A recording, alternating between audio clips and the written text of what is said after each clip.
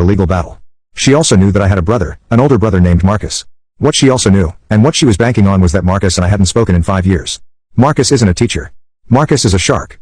He is, without exaggeration, the most feared and expensive divorce attorney in the state.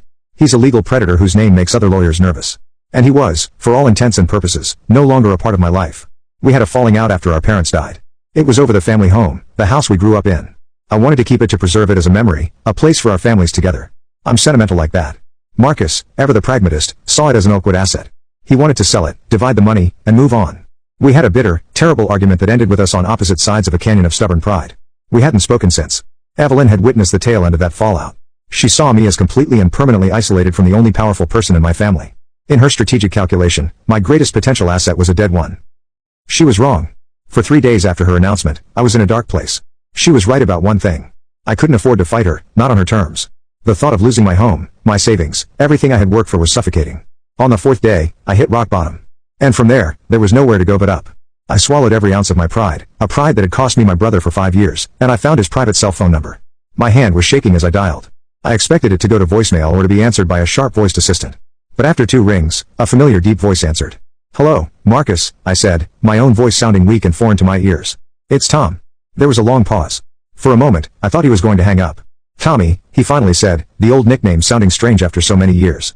"What's wrong?" And it all came pouring out. I told him everything. I told him about Evelyn's demands, her lawyer, her coldness, and I told him her final arrogant taunt. "You can't afford a lawyer to fight me." Another long, heavy silence stretched between us. When he finally spoke, his voice was different. The surprise was gone, replaced by something I hadn't heard in years.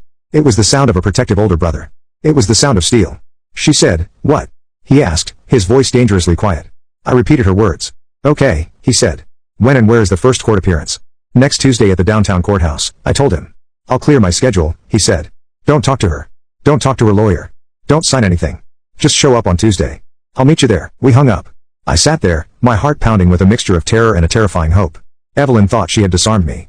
She had no idea she had just handed me a nuclear weapon. She was about to learn a very hard lesson about what family really means. The morning of the preliminary hearing was a miserable, rainy Tuesday. It felt appropriate. I walked into the courthouse alone, feeling every bit the part of the defeated man Evelyn expected me to be. I was wearing my best and only suit, the one I usually reserve for weddings and funerals. It felt like a bit of both. I entered the designated courtroom. It was a sterile, impersonal room that smelled of old paper and anxiety. Evelyn was already there, sitting at the plaintiff's table. She looked incredible. She was wearing a sharp, dark blue power suit, her hair perfectly styled. She looked confident, smug, and ready for a corporate takeover. Next to her sat her lawyer, a man in his 50s, with a self-satisfied smirk permanently affixed to his face. They were laughing quietly together as I walked in. She saw me and her smile faltered for a second, replaced by a look of pity.